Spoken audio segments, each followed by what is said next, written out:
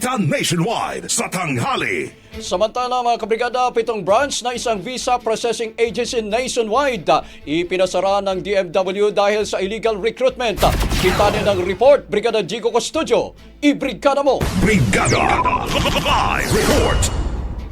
Brigada Abs, bit-bit ang closure orders, sabay-sabay na ikinandado ng Department of Migrant Workers ang 7 branch ng isang visa processing agency na sangkot sa illegal recruitment sa Cebu, Quezon Province, Iloilo, Isabela, Davao, Zamboanga, Quezon City at Pasig City.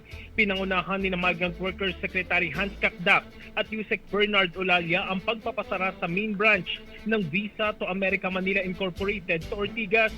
Ayon kay Kakdak, walang lisensya mula sa DMW ang kumpanya para mag-recruit ng mga guro para magtrabaho sa Amerika na may buwan ng sahod na 150,000 hanggang 200,000 pesos kada buwan. Pinagbabayad umano ang mga aplikante ng nasa 300,000 pesos hanggang kalahating milyong piso. Taong 2022 nang magsimulang mag-operate ang kumpanya. Ayon sa DMW, nasa 50 na ang naipadala ng illegal recruitment agency sa Amerika.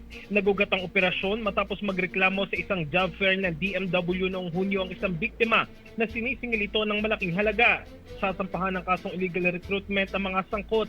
Ito na ang ika-28 illegal recruitment agency na naipasara ng DMW ngayong taon.